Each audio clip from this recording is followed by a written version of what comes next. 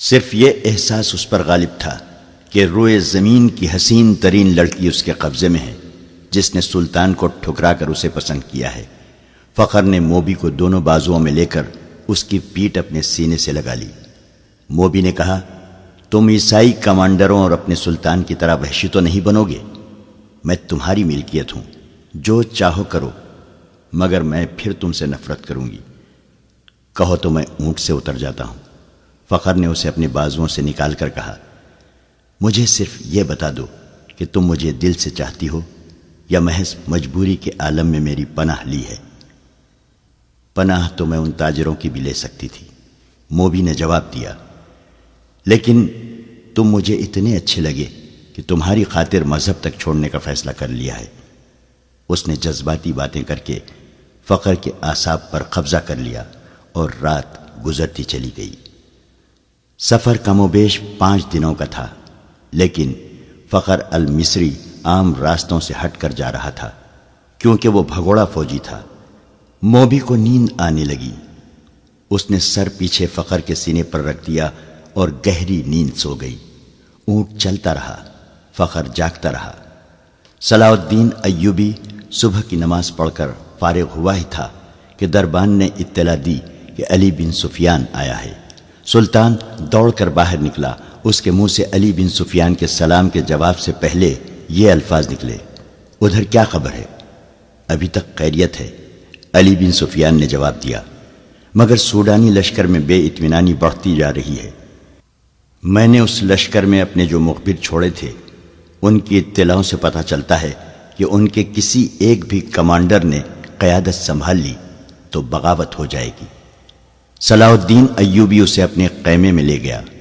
علی بن سفیان کہہ رہا تھا، ناجی اور اس کے سرکردہ سالاروں کو تو ہم نے ختم کر دیا ہے، لیکن وہ مصری فوج کے خلاف سوڈانیوں میں نفرت کا جو زہر پھیلا گئے تھے، اس کا اثر ذرہ بھر کم نہیں ہوا۔ ان کی بے اطمینانی کی دوسری وجہ ان کے سالاروں کی گمشدگی ہے۔ میں نے اپنے مخبروں کی زبانی یہ خبر مشہور کرا دی ہے کہ ان کے سالار بحر روم کے محاذ پر گئے ہوئے ہیں، مگر امیر محترم، مجھے شک ہوتا ہے کہ سوڈانیوں میں شکوک اور شبہات پائے جاتے ہیں، جیسے انہیں علم ہو گیا ہے کہ ان کے سالاروں کو قید کر لیا گیا ہے اور مار بھی دیا گیا ہے۔ اگر بغاوت ہو گئی تو مصر میں ہمارے جو دستے ہیں وہ اسے دبا سکیں گے؟ صلاح الدین ایوبی نے پوچھا، کیا وہ 50,000 تجربے کار فوج کا مقابلہ کر سکیں گے؟ مجھے شک ہے۔ مجھے یقین ہے کہ ہماری قلیل فوج سوڈانیوں کا مقابلہ نہیں کر سکے گی۔ علی بن سفیان نے کہا، میں اس کا بندوبست کر آیا ہوں۔ میں نے علی مقام نور الدین زنگی کی طرف 2 تیز رفتار قاصد بھیج دیے ہیں۔ میں نے پیغام بھیجا ہے کہ مصر میں بغاوت کی فضا پیدا ہو رہی ہے، اور ہم نے جو فوج تیار کی ہے وہ تھوڑی ہے، اور اس میں سے آدھی فوج محاذ پر ہے۔ متوقع بغاوت کو دبانے کے لیے ہمیں کمک بھیجی جائے۔ مجھے ادھر سے کمک کی امید کم ہے۔ سلطان ایوبی نے کہا، پرسوں ایک قاصد یہ خبر لایا تھا کہ زنگی نے فرینکوں پر حملہ کر دیا تھا۔ یہ حملہ انہوں نے ہماری مدد کے لیے کیا تھا۔ فرینکوں کے امراء اور فوجی قائدین بحر روم میں صلیبیوں کے اتحادی بیڑے میں تھے، اور فرینکیوں کی کچھ فوج مصر میں داخل ہو کر عقب سے حملہ کرنے اور ہمارے سوڈانی لشکر کی پشت پناہی کے لیے مصر کی سرحد پر آ گئی تھی۔ محترم زنگی نے ان کے ملک پر حملہ کر کے ان کے سارے منصوبے کو ایک ہی وار میں برباد کر دیا ہے، اور شاہ فرینک کے بہت سے علاقے پر قبضہ کر لیا ہے۔ انہوں نے صلیبیوں سے کچھ رقم بھی وصول کی ہے۔ صلاح الدین ایوبی خیمے کے اندر ٹہلنے لگا، جذباتی لہجے میں بولا، سلطان زنگی کے قاصد کی زبانی وہاں کے کچھ ایسے حالات معلوم ہوئے ہیں جنہوں نے مجھے پریشان کر رکھا ہے۔ کیا آپ صلیبی ادھر یلغار کریں گے؟ علی بن سفیان نے پوچھا۔ مجھے صلیبیوں کی یلغار کی ذرہ بھر بھی پرواہ نہیں، سلطان ایوبی نے جواب دیا۔ پریشانی یہ ہے کہ کفار کی یلغار کو روکنے والے شراب کے مٹکوں میں ڈوب گئے ہیں۔ اسلام کے قلعے کے پاسبان حرم میں قید ہو گئے ہیں۔ عورت کی زلفوں نے انہیں پابا زنجیر کر دیا ہے۔ علی، چچا اسد الدین شیر کوہ کو اسلام کی تاریخ کبھی فراموش نہیں کر سکے گی۔ کاش آج وہ زندہ ہوتے، میدان جنگ میں مجھے وہی لائے تھے۔ ہم نے بڑے ہی مشکل وقت دیکھے ہیں علی۔ میں نے چچا شیر کوہ کی فوج کے ہر اول دستے کی کمان کی ہے۔ میں ان کے ساتھ صلیبیوں کے محاصرے میں 3 مہینے رہا ہوں۔ مجھے شیر کوہ ہمیشہ سبق دیا کرتے تھے کہ گھبراہٹ اور خوف سے بچنا، تائید عزتی اور رضا الہی کا قائل رہنا اور اسلام کا علم بلند رکھنا۔ میں شیر کوہ کی کمان میں مصریوں اور صلیبیوں کی مشترک فوج کے خلاف بھی لڑا ہوں۔ سکندریہ میں محاصرے میں رہا ہوں۔ شکست میرے سر پر آ گئی تھی۔ میرے مٹھی بھر عسکری بددل ہوتے جا رہے تھے۔ میں نے کس طرح ان کے حوصلے اور جذبے تر و تازہ رکھے، یہ میرا خدا ہی بہتر جانتا ہے، تاکہ چچا شیر کوہ نے حملہ آور ہو کر محاصرہ توڑا۔ تم یہ کہانی اچھی طرح جانتے ہو۔ ایمان فروشوں نے کفار کے ساتھ مل کر ہمارے لیے کیسے کیسے طوفان کھڑے کیے، مگر میں گھبرایا نہیں، دل نہیں چھوڑا۔ مجھے سب کچھ یاد ہے سلطان، علی بن سفیان نے کہا۔ اس قدر معرکہ آرائی اور قتل و غارت کے بعد توقع تھی کہ مصری راہ راست پر آ جائیں گے، مگر ایک غدار مرتا ہے تو ایک اور اس کی جگہ لے لیتا ہے۔ میرا مشاہدہ یہ ہے کہ غدار کمزور خلافت کی پیداوار ہوتے ہیں۔ اگر فاطمی خلافت حرم میں گم نہ ہو جاتی تو آج آپ صلیبیوں سے یورپ میں لڑ رہے ہوتے، مگر ہمارے غدار بھائی انہیں سلطنت اسلامیہ سے باہر نہیں جانے دے رہے ہیں۔ جب بادشاہ عیش و عشرت میں پڑ جائیں تو رعایا میں سے بھی کچھ لوگ بادشاہی کے خواب دیکھنے لگتے ہیں۔ وہ کفار سے طاقت اور مدد حاصل کرتے ہیں۔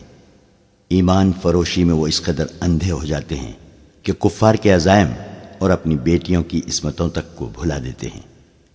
مجھے ہمیشہ انہی لوگوں سے ڈر آتا ہے۔ صلاح الدین ایوبی نے کہا، اللہ نہ کرے اسلام کا نام جب بھی ڈوبا مسلمانوں کے ہاتھوں سے ڈوبے گا۔ ہماری تاریخ غداروں کی تاریخ بنتی جا رہی ہے۔ یہ رجحان بتا رہا ہے کہ ایک روز مسلمان جو برائے نام مسلمان ہوں گے اپنی سرزمین کفار کے حوالے کر دیں گے۔ اگر اسلام کہیں زندہ رہا تو وہاں مسجدیں کم اور قہبہ خانہ زیادہ ہوں گے۔ ہماری بیٹیاں صلیبیوں کی طرح بال کھلے چھوڑ کر بے حیا ہو جائیں گی۔ کفار انہیں اسی راستے پر ڈال رہے ہیں، بلکہ ڈال چکے ہیں۔ اب مصر سے پھر وہی طوفان اٹھ رہا ہے علی۔ تم اپنے محکمے کو اور مضبوط اور وسیع کر لو۔ میں نے اپنے رفیقوں سے کہہ دیا ہے کہ دشمن کے علاقوں میں جا کر شبخوں مارنے اور خبریں لانے کے لیے تنومند اور ذہین نوجوانوں کا انتخاب کرو۔ صلیبی اس محاذ کو مضبوط اور پر اثر بنا رہے ہیں۔ تم فوری طور پر جاسوسی جنگ کی تیاری کرو۔ فوری طور پر کرنے والا کام یہ ہے کہ سمندر سے کئی ایک صلیبی بچ کر نکلے ہیں، ان میں زیادہ تر زخمی ہیں، اور جو زخمی نہیں وہ کئی کئی دن سمندر میں ڈوبنے اور تیرنے کی وجہ سے زخمیوں سے بدتر ہیں۔ ان سب کا علاج معالجہ ہو رہا ہے۔ میں نے سب کو دیکھا ہے، تم بھی انہیں دیکھ لو اور اپنی ضرورت کے مطابق ان سے معلومات حاصل کرو۔ سلطان ایوبی نے دربان کو بلا کر ناشتے کے لیے کہا اور علی بن سفیان سے کہا، کل کچھ زخمی اور اچھی بھلی لڑکیاں میرے سامنے لائی گئی تھیں۔ 6 تو سمندر سے نکلے ہوئے قیدی ہیں۔ ان میں ایک پر مجھے شک ہے کہ وہ سپاہی نہیں، رتبے اور عہدے والا آدمی ہے۔ سب سے پہلے اسے ملو۔ 5 تاجر 7 عیسائی لڑکیوں کو ساتھ لائے تھے۔ اس نے علی بن سفیان کو لڑکیوں کے متعلق وہی کچھ بتایا جو تاجروں نے بتایا تھا۔ سلطان ایوبی نے کہا، میں نے لڑکیوں کو دراصل حراست میں لے لیا ہے، لیکن انہیں بتایا ہے کہ میں انہیں پناہ میں لے رہا ہوں۔ لڑکیوں کا یہ کہنا کہ وہ غریب گھرانوں کی لڑکیاں ہیں، اور پھر ان کا یہ بیان کہ انہیں ایک جلتے ہوئے جہاز میں سے کشتی میں بٹھا کر سمندر میں اتارا گیا اور کشتی انہیں ساحل پر لے آئی، مجھے شکوک میں ڈال رہا ہے۔ میں نے انہیں الگ خیمے میں رکھا ہے اور سنتری کھڑا کر دیا ہے۔ تم ناشتے کے فوراً بعد اس قیدی اور ان لڑکیوں کو دیکھو۔ آخر میں صلاح الدین ایوبی نے مسکرا کر کہا، کل دن کے وقت ساحل پر ٹہلتے ہوئے مجھ پر ایک تیر چلایا گیا ہے۔ جو میرے پاؤں کے درمیان ریت میں لگا۔ اس نے تیر علی بن سفیان کو دے کر کہا، علاقہ چٹانی تھا، محافظ تلاش اور تعاقب کے لیے بہت دوڑے مگر انہیں کوئی تیر انداز نظر نہیں آیا۔ اس علاقے سے انہیں یہ 5 تاجر ملے جنہیں محافظ میرے پاس لے آئے۔ انہوں نے یہ 7 لڑکیاں بھی میرے حوالے کیں اور چلے گئے۔ علی بن سفیان نے حیرت سے کہا، آپ نے انہیں جانے کی اجازت دے دی؟ محافظوں نے ان کے سامان کی تلاشی لی تھی۔ سلطان ایوبی نے کہا، ان سے ایسی چیز برآمد نہیں ہوئی جس سے ان پر شک ہوتا۔ علی بن سفیان تیر کو غور سے دیکھتا رہا اور بولا، سلطان اور سراغ رساں کی نظر میں بڑا فرق ہوتا ہے۔ میں سب سے پہلے ان تاجروں کو پکڑنے کی کوشش کروں گا۔ علی بن سفیان سلطان ایوبی کے خیمے سے باہر نکلا تو دربان نے اسے کہا، یہ کماندار اطلاع لایا ہے کہ کل 7 عیسائی لڑکیاں قید میں آئی تھیں، ان میں سے ایک لاپتہ ہے۔ کیا سلطان کو یہ اطلاع دینا ضروری ہے؟ یہ کوئی اہم واقعہ تو نہیں کہ سلطان کو پریشان کیا جائے۔ علی بن سفیان گہری سوچ میں پڑ گیا۔ کماندار جو اطلاع دینے آیا تھا اس نے علی بن سفیان کے قریب آ کر آہستہ سے کہا، ایک عیسائی لڑکی کا لاپتہ ہو جانا تو اتنا اہم واقعہ نہیں، مگر اہم یہ ہے کہ فخر المصری نام کا کماندار بھی رات سے لاپتہ ہے۔ رات کے سنتریوں نے بتایا ہے کہ وہ لڑکیوں کے خیمے تک گیا تھا، وہاں سے زخمیوں کے خیموں کی طرف گیا اور پھر کہیں نظر نہیں آیا۔ رات وہ گشت پر نکلا تھا۔ علی بن سفیان نے ذرا سوچ کر کہا، یہ اطلاع سلطان تک ابھی نہ جائے۔ رات کے اس وقت کے تمام سنتریوں کو اکٹھا کرو جب فخر گشت پر نکلا تھا۔ اس نے سلطان ایوبی کے محافظ دستے کے کماندار سے کہا کہ کل سلطان کے ساتھ جو محافظ ساحل تک گئے تھے انہیں لاؤ۔ وہ وہیں تھے، چاروں سامنے آ گئے۔ تو علی بن سفیان نے انہیں کہا، کل جہاں تم نے تاجروں اور لڑکیوں کو دیکھا تھا وہاں فوراً پہنچو۔ اگر وہ تاجر ابھی تک وہیں ہیں تو انہیں حراست میں لے لو اور وہیں میرا انتظار کرو، اور اگر جا چکے ہوں تو فوراً واپس آ جاؤ۔ محافظ روانہ ہو گئے تو علی بن سفیان لڑکیوں کے خیمے تک گیا۔ 6 لڑکیاں باہر بیٹھی تھیں اور سنتری کھڑا تھا۔ علی نے لڑکیوں کو اپنے سامنے کھڑا کر کے عربی زبان میں پوچھا، 7ویں لڑکی کہاں ہے؟ لڑکیوں نے ایک دوسرے کے منہ کی طرف دیکھا اور سر ہلائے۔ علی بن سفیان نے کہا، تم سب ہماری زبان سمجھتی ہو۔ لڑکیاں اسے حیران سا ہو کے دیکھتی رہیں۔ علی ان کے چہروں اور ڈیل ڈول سے شک میں پڑ گیا تھا۔ وہ لڑکیوں کے پیچھے جا کھڑا ہوا اور عربی زبان میں کہا، ان لڑکیوں کے کپڑے اتار کر ننگا کر دو اور 12 وحشی قسم کے سپاہی بلا لاؤ۔ تمام لڑکیاں بدک کر پیچھے کو مڑی۔ 2-3 نے بیک وقت بولنا شروع کر دیا۔ وہ عربی زبان بول رہی تھیں۔ لڑکیوں کے ساتھ تم ایسا سلوک نہیں کر سکتے۔ ایک نے کہا، ہم تمہارے خلاف نہیں لڑیں؟ علی بن سفیان کی ہنسی نکل گئی۔ اس نے کہا، میں تمہارے ساتھ بہت اچھا سلوک کروں گا۔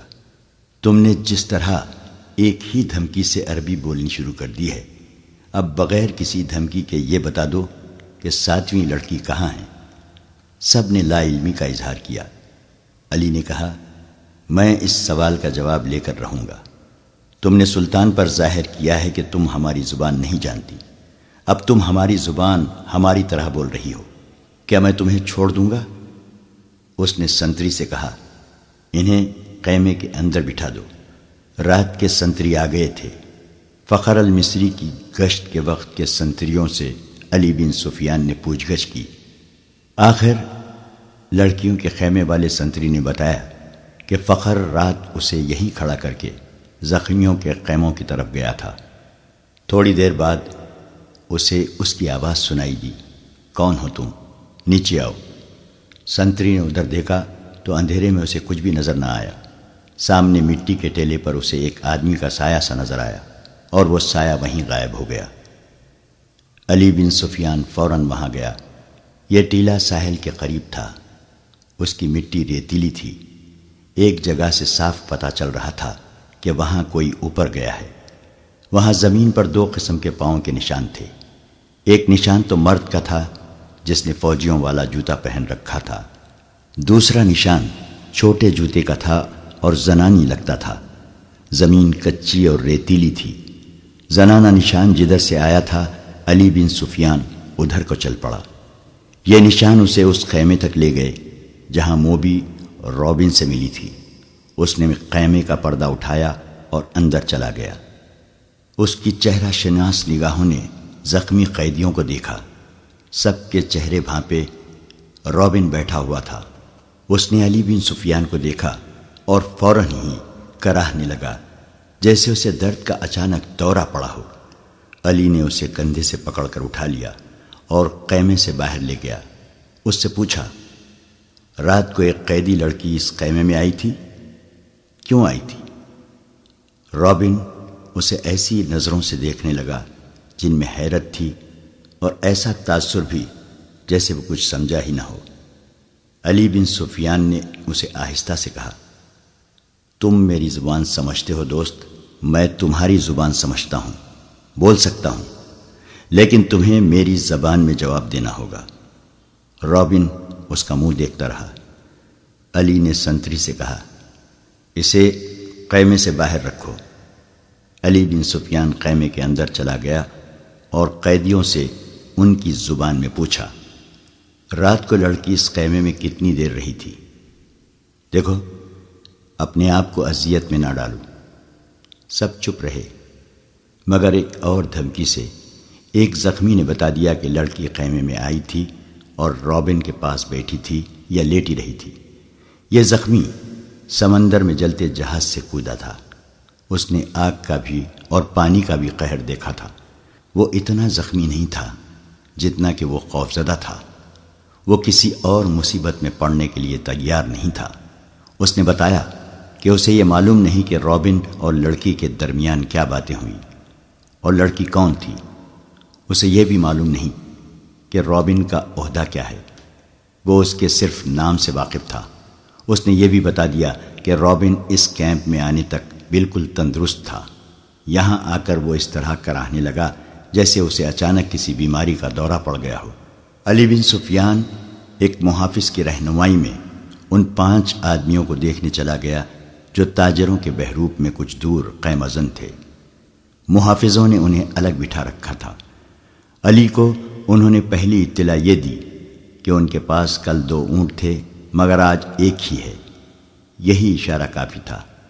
وہ اس سوال کا کوئی تسلی بخش جواب نہ دے سکے کہ دوسرا اونٹ کہاں ہے۔ دوسرے اونٹ کے پاؤں کے نشان مل گئے۔ علی بن سفیان نے انہیں کہا، تمہارا جرم معمولی چوری چکاری نہیں ہے، تم ایک پوری سلطنت اور اس کی تمام تر آبادی کے لیے خطرہ ہو، اس لیے میں تم پر ذرہ بھر رحم نہیں کروں گا۔ کیا تم تاجر ہو؟ ہاں، سب نے سر ہلا کر کہا، ہم تاجر ہیں جناب، ہم بے گناہ ہیں۔ علی بن سفیان نے کہا، اپنے ہاتھوں کی الٹی طرف میرے سامنے کرو۔ 5 نے ہاتھ الٹے کر کے آگے کر دیے۔ علی نے سب کے بائیں ہاتھ کے انگوٹھے اور شہادت کی انگلی کی درمیانی جگہ کو دیکھا اور ایک آدمی کو کلائی سے پکڑ کر گھسیٹ لیا۔ اس سے کہا، کمان اور ترکش کہاں چھپا رکھی ہے؟ اس آدمی نے معصوم بننے کی بہت کوشش کی۔ علی نے سلطان ایوبی کے ایک محافظ کو اپنے پاس بلا کر اس کے بائیں ہاتھ کی الٹی طرف اسے دکھائی۔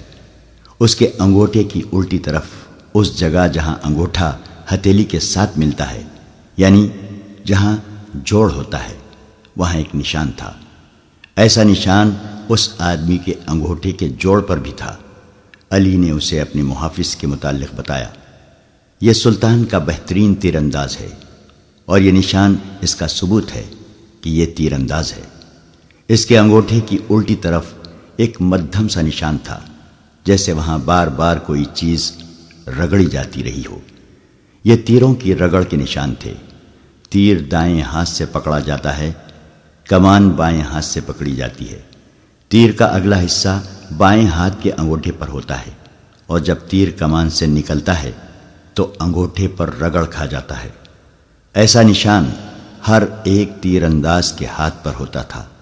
علی بن سفیان نے اسے کہا، ان 5 میں تم اکیلے تیر انداز ہو، کمان اور ترکش کہاں ہیں؟ 5 چپ رہے۔ علی نے ان 5 میں سے ایک کو پکڑ کر محافظوں سے کہا، اس کو اس درخت کے ساتھ باندھ دو۔ اسے کھجور کے درخت کے ساتھ کھڑا کر کے باندھ دیا گیا۔ علی نے اپنے تیر انداز کے کان میں کچھ کہا۔ تیر انداز نے کندھے سے کمان اتار کر اس میں تیر رکھا اور درخت سے بندھے ہوئے آدمی کا نشانہ لے کر تیر چھوڑا۔ تیر اس آدمی کی دائیں آنکھ میں اتر گیا، وہ تڑپنے لگا۔ علی نے باقی 4 سے کہا، تم میں کتنے ہیں جو صلیب کی خاطر اس طرح تڑپ تڑپ کر جان دینے کو تیار ہیں؟ اس کی طرف دیکھو۔ انہوں نے دیکھا، وہ آدمی چیخ رہا تھا، تڑپ رہا تھا، اس کی آنکھ سے خون بری طرح بہہ رہا تھا۔ میں تم سے وعدہ کرتا ہوں، علی بن سفیان نے کہا، کہ باعزت طریقے سے تم سب کو سمندر پار بھیج دوں گا۔ دوسرے اونٹ پر کون گیا ہے؟ کہاں گیا ہے؟ تمہارا ایک کماندار ہمارا ایک اونٹ ہم سے چھین کر لے گیا ہے، ایک آدمی نے کہا۔ اور ایک لڑکی بھی؟ علی بن سفیان نے کہا۔ تھوڑی ہی دیر بعد علی بن سفیان کے فن نے ان سے اعتراف کروا لیا کہ وہ کون ہیں اور کیا ہیں، مگر انہوں نے یہ جھوٹ بولا کہ لڑکی رات خیمے سے بھاگ آئی تھی، اور اس نے بتایا کہ صلاح الدین ایوبی نے رات اسے اپنے خیمے میں رکھا تھا۔ اس نے شراب پی رکھی تھی اور لڑکی کو بھی پلائی تھی، اور لڑکی گھبراہٹ اور خوف کے عالم میں آئی تھی۔ اس کے تعاقب میں فخر المصری نام کا ایک کماندار آیا، اور اس نے جب لڑکی کی باتیں سنی تو اسے ہمارے اونٹ پر بٹھا کر زبردستی لے گیا۔ انہوں نے وہ تمام بہتان علی بن سفیان کو سنائے جو لڑکی نے سلطان ایوبی پر لگائے تھے۔ علی نے مسکرا کر کہا، تم 5 تربیت یافتہ عسکری اور تیر انداز، اور ایک آدمی تم سے لڑکی بھی لے بھاگا اور اونٹ بھی۔ اس نے انہی کی نشاندہی پر زمین میں دبائی ہوئی کمان اور ترکش بھی نکلوا لی۔ ان 4 کو خیمہ گاہ میں بھجوا دیا گیا۔ 5واں آدمی تڑپ تڑپ کر مر چکا تھا۔ اونٹ کے پاؤں کے نشان صاف نظر آ رہے تھے۔ علی بن سفیان نے نہایت سرس سے 10 سوار بلائے اور انہیں اپنی کمان میں لے کر اس طرف روانہ ہو گیا جدھر اونٹ گیا تھا، مگر اونٹ کی روانگی اور اس کے تعاقب میں علی بن سفیان کی روانگی میں 14-15 گھنٹوں کا فرق تھا۔ اونٹ تیز تھا اور اسے آرام کی بھی زیادہ ضرورت نہیں تھی۔ اونٹ پانی اور خوراک کے بغیر 6-7 دن تر و تازہ رہ سکتا ہے۔ اس کے مقابلے میں گھوڑوں کو راستے میں کئی بار آرام، پانی اور خوراک کی ضرورت تھی۔ ان عناصر نے تعاقب ناکام بنا دیا۔ اونٹ نے 14-15 گھنٹوں کا فرق پورا نہ ہونے دیا۔ فخر المصری نے تعاقب کے پیش نظر قیام بہت کم کیا تھا۔ علی بن سفیان کو راستے میں صرف ایک چیز ملی، یہ ایک تھیلا تھا۔ اس نے رک کر تھیلا اٹھایا، کھول کر دیکھا، اس میں کھانے پینے کی چیزیں تھیں۔ اسی تھیلے میں ایک اور تھیلا تھا، اس میں بھی وہی چیزیں تھیں۔ علی بن سفیان کے سونگنے کی تیز حس نے اسے بتا دیا کہ ان اشیاء میں حشیش ملی ہوئی ہے۔ راستے میں اسے 2 جگہ ایسے آثار ملے تھے جن سے پتہ چلتا تھا کہ یہاں اونٹ رکا ہے اور سوار یہاں بیٹھے ہیں۔ کھجوروں کی گٹلیاں، پھلوں کے بیج اور چھلکے بھی بکھرے ہوئے تھے۔ تھیلے نے اسے شک میں ڈال دیا۔ اس کے ذہن میں یہ شک نہ آیا کہ فخر المصری کو حشیش کے نشے میں لڑکی اپنے محافظ کے طور پر ساتھ لے جا رہی ہے۔ تاہم اس نے تھیلا اپنے پاس رکھا، مگر تھیلے کی تلاشی اور قیام نے وقت ضائع کر دیا تھا۔ فخر المصری اور موبی منزل پر بھی نہ پہنچتے اور راستے میں پکڑے بھی جاتے تو کوئی فرق نہ پڑتا۔ سوڈانی لشکر میں ناجی، ادروش اور ان کے ساتھی جو زہر پھیلا چکے تھے وہ اثر کر گیا تھا۔ فاطمی خلافت کے وہ فوجی سربراہ جو برائے نام جنرل اور دراصل حاکم بنے ہوئے تھے، سلطان ایوبی کو ایک ناکام امیر اور بیکار حاکم ثابت کرنا چاہتے تھے۔ مسلمان حکمران حرم میں ان لڑکیوں کے اسیر ہو گئے تھے جن میں بیشتر عیسائی اور یہودی تھیں۔ ان کے نام اسلامی تھے۔ حکومت کا کاروبار خود ساختہ افسر چلا رہے تھے، من مانی اور عیش و عشرت کر رہے تھے۔ وہ نہیں چاہتے تھے کہ سلطان صلاح الدین ایوبی جیسا کوئی مذہب پسند اور قوم پرست قائد قوم کو جگا دے اور حکمرانوں اور سلطانوں کو حرم کی جنت سے باہر نکال کر حقائق کی دنیا میں لے آئے۔ سلطان ایوبی کے پہلے مورکوں سے جو اس نے اپنے چچا شیر کوہ کی قیادت میں لڑے تھے، یہ لوگ جان چکے تھے کہ اگر یہ شخص اقتدار میں آ گیا تو اسلامی سلطنت کو مذہب اور اخلاقیات کی پابندیوں میں جکڑ لے گا۔ لہٰذا انہوں نے ہر وہ داؤ کھیلا جو سلطان ایوبی کو چاروں شانے چت گرا سکتا تھا۔ انہوں نے درپردہ صلیبیوں سے تعاون کیا اور اس کے جاسوسوں اور تخریب کاروں کے لیے زمین ہموار کی اور اس کے راستے میں چٹانیں کھڑی کی۔ اگر نور الدین زنگی نہ ہوتا تو آج نہ صلاح الدین ایوبی کا تاریخ میں نام ہوتا اور نہ آج نقشے پر اتنے زیادہ اسلامی ممالک نظر آتے۔ نور الدین زنگی نے ذرا سا اشارے پر بھی سلطان ایوبی کو کمک اور مدد بھیجی۔ صلیبیوں نے مصری فوج کے سوڈانیوں کے بلاوے پر بحیرہ روم سے حملہ کیا تو نور الدین زنگی نے اطلاع ملتے ہی خشکی پر صلیبیوں کی ایک مملکت پر حملہ کر کے ان کے اس لشکر کو مفلوج کر دیا جو مصر پر حملہ کرنے کے لیے جا رہا تھا۔ یہ تو سلطان ایوبی کا نظام جاسوسی ایسا تھا کہ اس نے صلیبیوں کا بیڑا غرق کر دیا۔ اب علی بن سفیان نے زنگی کی طرف برق رفتار قاصد یہ خبر دینے کے لیے دوڑا دیے تھے کہ سوڈانیوں کی بغاوت کا خطرہ ہے اور ہماری فوج کم بھی ہے، 2 حصوں میں بٹ بھی گئی ہے۔ قاصد پہنچ گئے تھے اور نور الدین زنگی نے خاص فوج کو مصر کی طرف کوچ کا حکم دے دیا تھا۔ بعض مورخین نے اس فوج کی تعداد 2000 سوار اور پیادہ لکھی ہے اور کچھ اس سے زیادہ بتاتے ہیں۔ بہرحال زنگی نے اپنی مشکلات اور ضروریات کی پرواہ نہ کرتے ہوئے سلطان ایوبی کی مشکلات اور ضروریات کو اہمیت اور اولیت دی، مگر اس کی فوج کو پہنچنے کے لیے بہت دن درکار تھے۔ مسلمان نام نہاد فوجی اور دیگر سرکردہ شخصیتوں نے دیکھا کہ مصر میں سلطان ایوبی کے خلاف بے اطمینانی اور بغاوت پھوٹ رہی ہے تو انہوں نے اسے ہوا دی، درپردہ سوڈانیوں کو اکسایا اور اپنے مخبروں کے ذریعے یہ بھی معلوم کر لیا کہ سوڈانیوں کے سالاروں کو مروا کر خفیہ طریقے سے دفن کر دیا گیا ہے۔ سوڈانی لشکر کے کم رتبے والے کماندار سالار بن گئے اور سلطان صلاح الدین ایوبی کی اس خلیل فوج پر حملہ کرنے کے منصوبے بنانے لگے جو مصر میں مقیم تھی۔ وہ سلطان ایوبی کی آدھی فوج اور سلطان کی دارالحکومت سے غیر حاضری سے فائدہ اٹھانا چاہتے تھے۔ منصوبہ ایسا تھا جس کے تحت 50,000 سوڈانی فوج سیاہ گھٹا کی طرح مصر کے آسمان سے اسلام کے چاند کو روپوش کرنے والی تھی۔ علی بن سفیان قاہرہ پہنچ گیا۔ وہ جن کے تعاقب میں گیا تھا ان کا اس سے آگے کوئی سراغ نہیں مل رہا تھا۔ اس نے اپنے ان جاسوسوں کو بلا لیا جو اس نے سوڈانی ہیڈ کوارٹر اور فوج میں چھوڑ رکھے تھے۔ ان میں سے ایک نے بتایا کہ گزشتہ رات ایک اونٹ آیا تھا، اندھیرے میں جو کچھ نظر آ سکا وہ 2 سوار تھے، ایک عورت اور ایک مرد۔ جاسوس نے یہ بھی بتایا کہ وہ کون سی عمارت میں داخل ہوئے تھے۔ علی بن سفیان کو یہ اختیار حاصل تھا کہ وہ وہاں چھاپا مارتا۔ سوڈانی فوج سلطنت اسلامیہ کی فوج تھی، کوئی آزاد فوج نہیں تھی، مگر علی نے اس خدشے کے پیش نظر چھاپا نہ مارا کہ یہ جلتی پر تیل کا کام کرے گا۔ اس کا مقصد صرف یہ نہیں تھا کہ موبی اور مخبر المصری کو گرفتار کرنا ہے، بلکہ اصل مقصد یہ تھا کہ سوڈانی قیادت کے عزائم اور آئندہ منصوبے معلوم کیے جائیں تاکہ پیش بندی کی جا سکے۔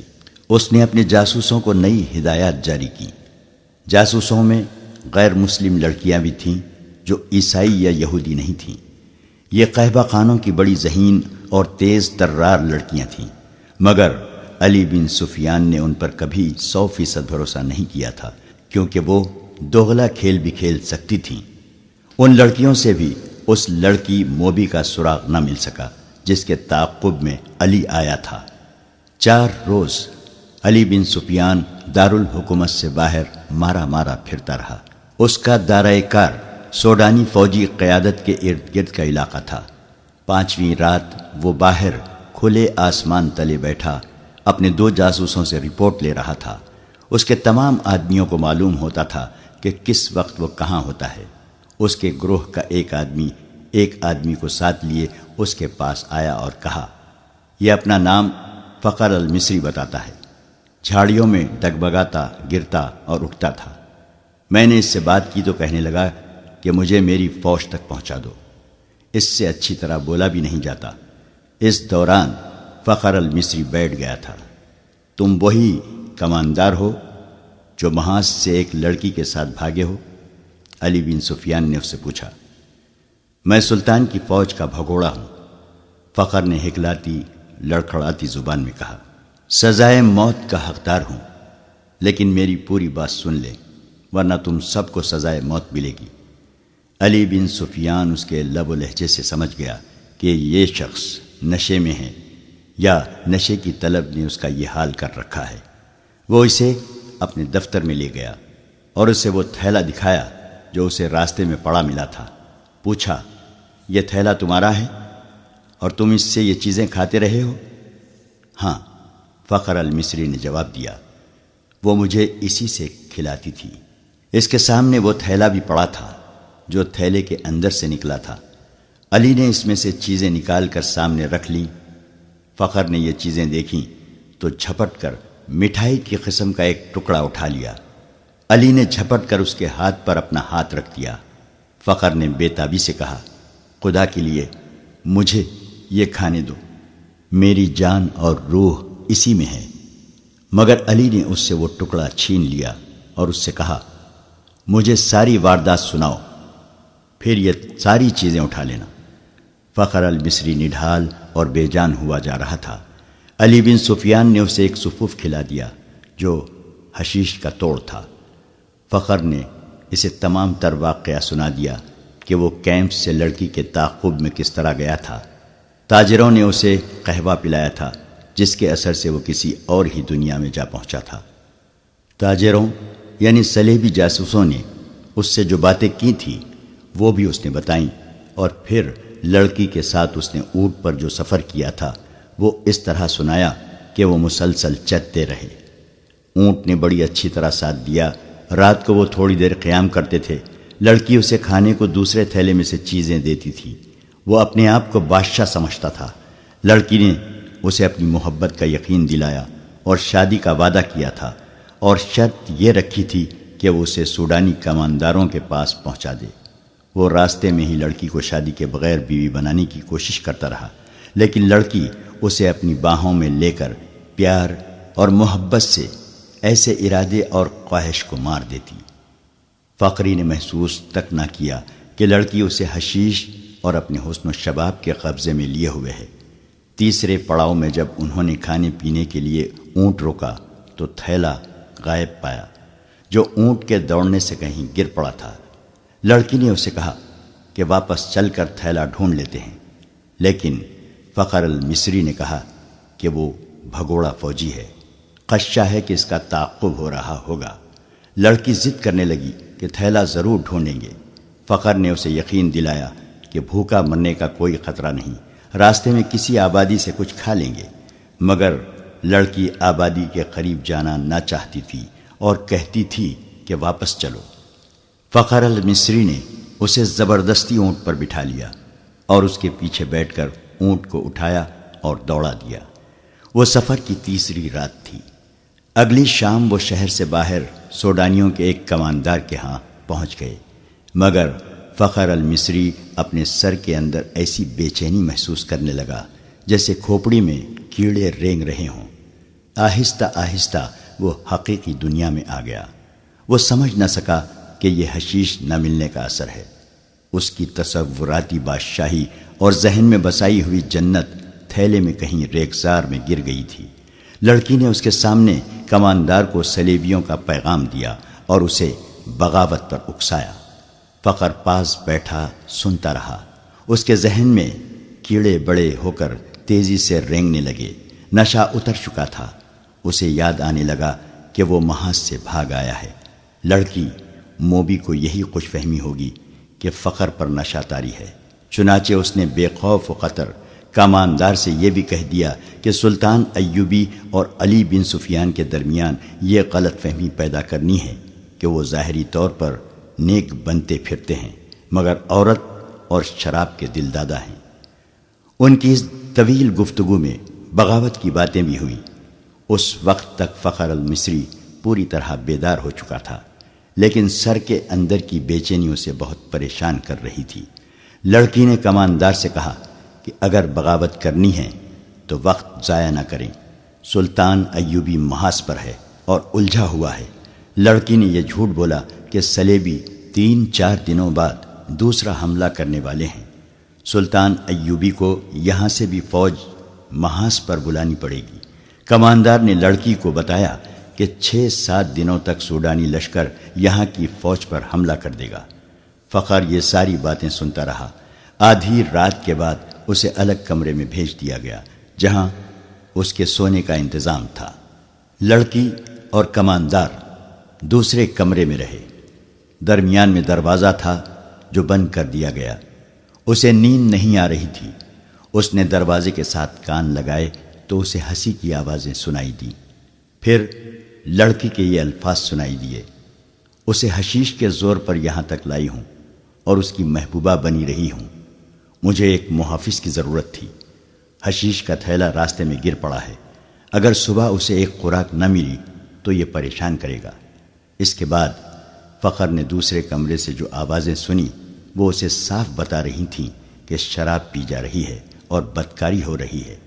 بہت دیر بعد اسے کماندار کی آواز سنائی دی، یہ آدمی اب ہمارے لیے بیکار ہے، اسے قید میں ڈال دیتے ہیں یا ختم کرا دیتے ہیں۔ لڑکی نے اس کی تائید کی۔ فخر المصری پوری طرح بیدار ہو گیا اور وہاں سے نکل بھاگنے کی سوچنے لگا۔ رات کا پچھلا پہر تھا۔ وہ اس کمرے سے نکلا۔ اس کا دماغ ساتھ نہیں دے رہا تھا۔ کبھی تو دماغ صاف ہو جاتا مگر زیادہ دیر معوف رہتا۔ صبح کی روشنی پھیلنے تک وہ خطرے سے دور نکل گیا تھا۔ اسے اب دوہرے تعاقب کا خطرہ تھا۔ دونوں طرف اسے موت نظر آ رہی تھی۔ اپنی فوج کے ہاتھوں گرفتار ہو جاتا تو بھی مجرم تھا، اور اگر سوڈانی پکڑ لیتے تو فوراً قتل کر دیتے۔ وہ دن بھر فرعونوں کے کھنڈروں میں چھپا رہا۔ حشیش کی طلب، خوف اور غصہ اس کے جسم اور دماغ کو بیکار کر رہا تھا۔ رات تک وہ چلنے سے بھی معذور ہوا جا رہا تھا۔ پھر اسے یہ بھی احساس نہ رہا کہ دن ہے یا رات، وہ کہاں ہے۔ اس کے دماغ میں یہ ارادہ بھی آیا کہ اس عیسائی لڑکی کو جا کر قتل کر دے۔ یہ سوچ بھی آئی کہ اونٹ یا گھوڑا مل جائے اور وہ محاذ پر سلطان ایوبی کے قدموں میں جا گرے، مگر جو بھی سوچ آتی تھی اس پر اندھیرا چھا جاتا تھا جو اس کی آنکھوں کے سامنے آ کر ہر چیز تاریک کر دیتا تھا۔ اسی حالت میں اسے یہ آدمی ملا۔ وہ چونکہ جاسوس تھا اس لیے تربیت کے مطابق اس نے فخر المصری کے ساتھ دوستی اور ہمدردی کی باتیں کی اور اسے علی بن سفیان کے پاس لے آیا۔ تصدیق ہو گئی کہ سوڈانی لشکر حملہ اور بغاوت کرے گا اور یہ کسی بھی لمحے ہو سکتا ہے۔ علی بن سفیان سوچ رہا تھا کہ مقامی کمانڈروں کو فوراً چوکن نہ کرے اور سلطان ایوبی کو اطلاع دے، مگر وقت ضائع ہونے کا خطرہ تھا۔ اتنے میں اسے پیغام ملا کہ سلطان صلاح الدین ایوبی بلا رہے ہیں۔ وہ حیران ہو کر چل پڑا کہ سلطان کو تو وہ محاذ پر چھوڑایا تھا۔ وہ سلطان ایوبی سے ملا تو سلطان نے بتایا، مجھے اطلاع مل گئی تھی کہ ساحل پر سلیبی جاسوسوں کا ایک گروہ موجود ہے اور ان میں سے کچھ ادھر بھی آ گئے ہوں گے۔ محاذ پر میرا کوئی کام نہیں رہ گیا تھا۔ میں کمان اپنے رفیقوں کو دے کر یہاں آ گیا۔ دل اس قدر بے چین تھا کہ میں یہاں بہت بڑا خطرہ محسوس کر رہا تھا۔ یہاں کی کیا خبر ہے؟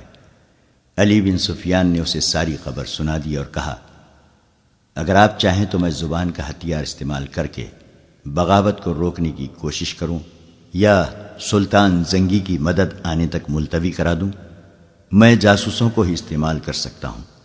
ہماری فوج بہت کم ہے، حملے کو نہیں روک سکے گی۔ سلطان ایوبی ٹہلنے لگا۔ اس کا سر جھکا ہوا تھا۔ وہ گہری سوچ میں کھو گیا تھا اور علی بن سفیان اسے دیکھ رہا تھا۔ سلطان نے رک کر کہا، ہاں علی، تم اپنی زبان اور اپنے جاسوس استعمال کرو، لیکن حملے کو روکنے کے لیے نہیں، بلکہ حملے کے حق میں۔ سوڈانیوں کو حملہ کرنا چاہیے، مگر رات کے وقت جب ہماری فوج خیموں میں سوئی ہوئی ہوگی۔ علی بن سفیان نے حیرت سے سلطان کو دیکھا۔ سلطان نے کہا، یہاں کے تمام کمانداروں کو بلوا لو اور تم بھی آ جاؤ۔ سلطان ایوبی نے علی بن سفیان کو یہ ہدایت بڑی سختی سے دی، سب کو یہ بتا دینا کہ میرے متعلق ان کے سوا کسی کو معلوم نہ ہو سکے کہ میں محاذ سے یہاں آ گیا ہوں۔ سوڈانیوں سے میری یہاں موجودگی کو پوشیدہ رکھنا بے حد ضروری ہے۔ میں بڑی احتیاط سے خفیہ طریقے سے آیا ہوں۔ 3 راتیں بعد قاہرہ تاریک رات کے آغوش میں گہری نیند سویا ہوا تھا۔ 1 روز پہلے قاہرہ کے لوگوں نے دیکھا تھا کہ ان کی فوج جو مصر سے تیار کی گئی تھی شہر سے باہر جا رہی ہے۔ انہیں بتایا گیا تھا کہ فوج جنگی مشق کے لیے شہر سے باہر گئی ہے۔ نیل کے کنارے جہاں ریتیلی چٹانیں اور ٹیلے ہیں، وہاں دریا اور ٹیلوں کے درمیان فوج نے جا کر خیمے گاڑ دیے تھے۔ فوج پیادہ بھی تھی، سوار بھی۔ رات کا پہلا نصف گزر رہا تھا کہ قاہرہ کے سوئے ہوئے باشندوں کو دور قیامت کا شور سنائی دیا۔ گھوڑوں کے سرپٹ بھاگنے کی آوازیں بھی سنائی دی۔ سوئے ہوئے لوگ جاگ اٹھے۔ وہ سمجھے کہ فوج جنگی مشق کر رہی ہے، مگر شور قریب آتا اور بلند ہوتا گیا۔ لوگوں نے چھتوں پر چڑھ کر دیکھا، آسمان لال سرخ ہو رہا تھا۔ بعض نے دیکھا کہ دور دریائے نیل سے آگ کے شعلے اٹھتے اور تاریک رات کا سینہ چاک کرتے، خشکی پر کہیں گرتے تھے۔ پھر شہر میں سینکڑوں سرپٹ دوڑتے گھوڑوں کے ٹاپو سنائی دیے۔ شہر والوں کو ابھی معلوم نہیں تھا کہ یہ جنگی مشق نہیں، باقاعدہ جنگ ہے۔ جو آگ لگی ہوئی ہے اس میں سوڈانی لشکر کا خاصا بڑا حصہ زندہ چل رہا ہے۔ یہ سلطان صلاح الدین ایوبی کی ایک بے مثال چال تھی۔ اس نے دارالحکومت میں مقیم قلیل فوج کو دریائے نیل اور ریتیلے ٹیلوں کے درمیان وسیع میدان میں خیمہ زن کر دیا تھا۔ علی بن سفیان نے اپنے فن کا مظاہرہ کیا تھا۔ اس نے سوڈانی لشکر میں اپنے آدمی بھیج کر بغاوت کی آگ بھڑکا دی تھی۔ اس کے کمانداروں سے یہ فیصلہ کروا لیا تھا کہ رات کو جب سلطان کی فوج گہری نیند سوئی ہوئی ہوگی اس پر سوڈانی فوج حملہ کر دے گی اور صبح تک ایک ایک سپاہی کا سفایا کر کے دارالحکومت پر بے خوف و خطر قابض ہو جائے گی، اور سوڈانی فوج کا دوسرا حصہ بحیرہ روم کے ساحل پر مقیم فوج پر حملہ کرنے کے لیے روانہ کر دیا جائے گا۔ اس فیصلے اور منصوبے کے مطابق سوڈانی فوج کا ایک حصہ نہایت خفیہ طریقے سے رات کو بحیرہ روم کے محاذ کی طرف روانہ کر دیا گیا، اور دوسرا حصہ دریائے نیل کے کنارے خیمہ زن فوج پر ٹوٹ پڑا۔ اس فوج نے سیلاب کی طرح 1 میل وسعت میں پھیلی ہوئی خیمہ گاہ پر حلہ بول دیا اور بہت ہی تیزی سے اس علاقے میں پھیل گئی۔ اچانک خیموں پر آگ کے تیر اور تیل میں بھیگے ہوئے کپڑوں کے جلتے گولے برسنے لگے۔ نیل بھی آگ برسانے لگا۔ خیموں کو آگ لگ گئی اور شعلے آسمان تک پہنچنے لگے۔ سوڈانی فوج کو خیموں میں سلطان ایوبی کی فوج کا نہ کوئی سپاہی ملا، نہ کوئی گھوڑا ملا، نہ کوئی گھوڑ سوار۔ اس فوج کو وہاں تمام خالی خیمے ملے، کوئی مقابلے کے لیے نہ اٹھا، اور اچانک آگ ہی آگ پھیل گئی۔ انہیں معلوم نہ تھا کہ سلطان ایوبی نے رات کے پہلے پہر خیموں سے اپنی فوج کو نکال کر ریتیلے ٹیلوں کے پیچھے چھپا دیا تھا اور خیموں میں خشک گھاس کے ڈھیر لگوا دیے تھے۔ خیموں پر اور اندر بھی تیل چھڑک دیا تھا۔ اس نے کشتیوں میں چھوٹی منجنیقیں رکھوا کر شام کے بعد ضرورت کی جگہ بھجوا دی تھی۔ جو ہی سوڈانی فوج خیمہ گاہ میں آئی، سلطان کی چھپی ہوئی فوج نے آگ والے تیر اور نیل سے کشتیوں میں رکھی ہوئی منجنیقوں نے آگ کے گولے پھینکنے شروع کر دیے۔ خیموں کو آگ لگی تو گھاس اور تیل نے وہاں دوزخ کا منظر بنا دیا۔ سوڈانیوں کے گھوڑے اور پیادہ سپاہیوں کو روندنے لگے۔ سپاہیوں کے لیے آگ سے نکلنا ناممکن ہو گیا۔ چیخوں نے آسمان کا جگر چاک کر دیا۔ اس قدر آگ نے رات کو دن بنا دیا۔ سلطان ایوبی کی مٹھی بھر فوج نے آگ میں جلتی سوڈانیوں کی فوج کو گھیرے میں لے لیا۔ جو آگ سے بچ کر نکلتا تھا وہ تیروں کا نشانہ بن جاتا تھا۔ جو فوج بچ گئی وہ بھاگ نکلی۔ ادھر سوڈانیوں کی جو فوج محاذ کی طرف سلطان کی فوج پر حملہ کرنے جا رہی تھی، اس کا بھی سلطان صلاح الدین ایوبی نے انتظام کر رکھا تھا۔ چند ایک دستے گھات لگائے بیٹھے تھے۔ ان دستوں نے اس فوج کے پچھلے حصے پر حملہ کر کے ساری فوج میں بھگدڑ مچا دی۔ یہ دستے ایک حملے میں جو نقصان کر سکتے تھے کر کے اندھیرے میں غائب ہو گئے۔ سوڈانی فوج سنبھل کر چلی تو پچھلے حصے پر ایک اور حملہ ہوا۔ یہ برق رفتار سوار تھے جو حملہ کر کے غائب ہو گئے۔ صبح تک اس فوج کے پچھلے حصے پر 3 حملے ہوئے۔ سوڈانی سپاہی اسی سے بددل ہو گئے۔ انہیں مقابلہ کرنے کا تو موقع ہی نہ ملتا تھا۔ دن کے وقت کمانداروں نے بڑی مشکل سے فوج کا حوصلہ بحال کیا، مگر رات کو کوچ کے دوران ان کا پھر وہی حشر ہوا۔ دوسری رات تاریکی میں ان پر تیر بھی برسے۔ انہیں اندھیرے میں گھوڑے دوڑانے کی آوازیں سنائی دیتی تھیں جو ان کی فوج کے عقب میں کچھ تو خون کرتی دور چلی جاتی تھیں۔ 3-4 یورپی مورخوں نے، جن میں لینپور اور ولیم خاص طور پر قابل ذکر ہیں، لکھا ہے کہ دشمن کی کثیر نفری پر رات کے وقت چند ایک سواروں سے عقبی حصے پر شبقوں مارنا اور غائب ہو جانا سلطان ایوبی کی ایسی جنگی چال تھی جس نے آگے چل کر صلیبیوں کو بہت نقصان پہنچایا۔ اس طرح صلاح الدین ایوبی دشمن کی پیش قدمی کی رفتار کو بہت سست کر دیتا تھا اور دشمن کو مجبور کر دیتا تھا کہ وہ اس کی پسند کے میدان میں لڑے، جہاں سلطان ایوبی نے جنگ کا پھانسا پلٹنے کا انتظام کر رکھا ہوتا تھا۔ ان مورخین نے سلطان ایوبی کے ان جاباز سواروں کی جرأت اور برق رفتاری کی بہت تعریف کی ہے۔